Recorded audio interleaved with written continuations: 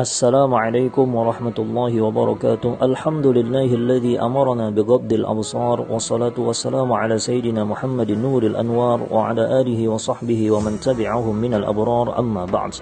Diriwayatkan daripada Sayyidina Abdullah bin Mas'ud radhiyallahu an qala Rasulullah sallallahu alaihi wasallam inna an-nadharata sahmun min sihami iblis masmum man tarakaha makhafati abdaltuhu imanan yajidu halawatahu fi qalbihi rawahu Tabrani.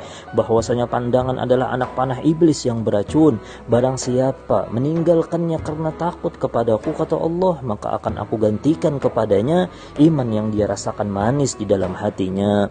Saudara-saudaraku yang dimuliakan oleh Allah Subhanahu wa taala fid dunya wal akhirah, salah satu nikmat Allah yang terbesar ialah nikmat dua mata yang dapat melihat sekalipun kebanyakan manusia tidak sadar. Semua peristiwa asal mulanya terjadi karena sebuah pandangan. Di era saat ini kita umat muslim dikepung oleh fitnah, sedikit yang selamat kecuali mereka yang dijaga oleh Allah Subhanahu wa taala. Bahkan saat kita di rumah pun fitnah-fitnah bergentayangan bersiap untuk meracuni hati dan pikiran kita. Salah satu benteng terkokoh untuk tidak terjerumus di jurang fitnah yaitu menjaga mata agar tidak memandang yang diharamkan oleh Allah Subhanahu wa taala.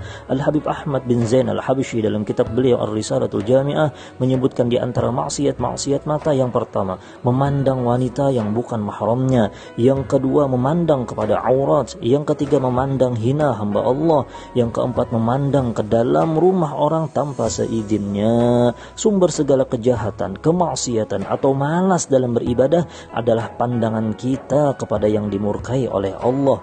Dan harus sangat kita sadari untuk zaman sekarang, senjata terkuat syaitan untuk mengarahkan pandangan manusia kepada yang haram lalu menghasilkan keinginan untuk bermaksiat adalah HP atau handphone. Handphone diibaratkan seperti gelas, apabila diisi dengan madu dia akan sangat bermanfaat, dan bila diisi racun maka akan sangat berbahaya.